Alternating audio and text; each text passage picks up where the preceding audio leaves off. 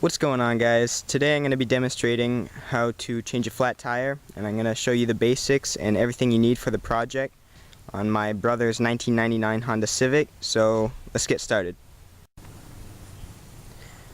Alright, so here's everything you'll need for the project: the spare wheel, the wheel wrench, and the jack for lifting the car. And these items can be found in the car, but the place they can be found varies depending on which type of car you have. So make sure you take a look in the owner's manual and get familiar with where to find them in case a situation arises where you'll need to change a tire. So before you guys start jacking the car off the ground, you want to make sure you take the parking brake and put it on firmly so that way it keeps the car from moving while you're trying to work. And then if you guys have a block or a 2x4 or something like that, it's good to stick it under the wheel across from the one you'll be working on, so that way if the parking brake does fail, you'll have a backup.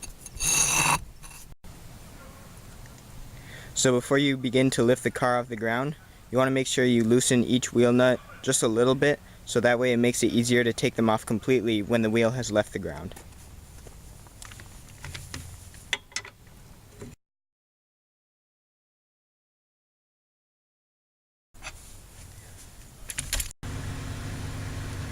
If your wheels have hubcaps that can be removed without taking the entire wheel off the car, make sure you do that before lifting the car off the ground.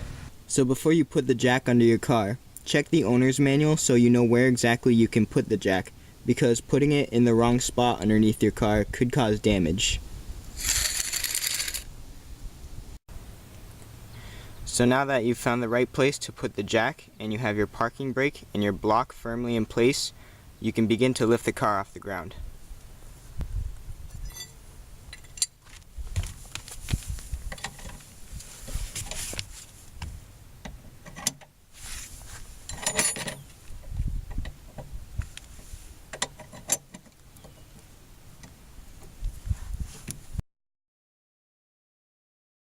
So now that the wheel is about 2 to 3 inches off the ground, you can take your wheel wrench and remove the entire wheel from the car.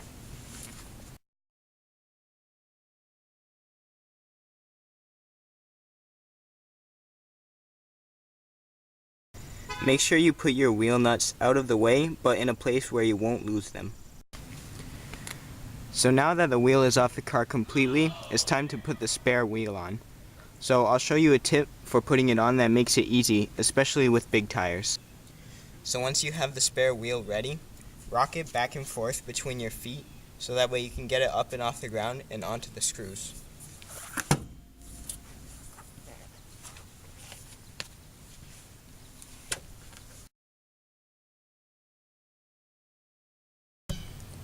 Now it's time to start putting the wheel nuts back on the car. And remember that when you do this, it's good to put them on in a crisscross pattern.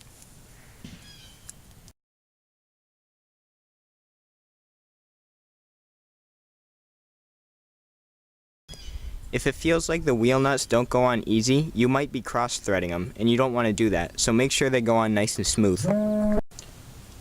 So once you have the spare tire on the car, and you've tightened the wheel nuts by hand as much as you can, it's time to start lowering the car.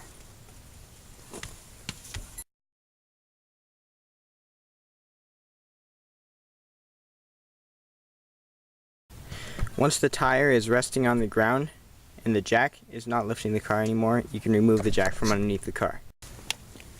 So once you've lowered the car all the way and taken the jack out from underneath the car, you want to tighten the wheel nuts as tight as you can.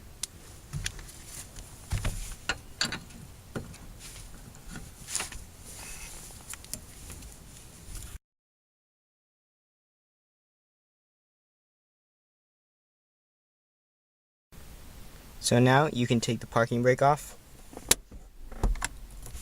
and you can remove the block from the tire. Now this might be kind of hard because the wheel is sitting on top of it, so kick it a few times in order to get it out.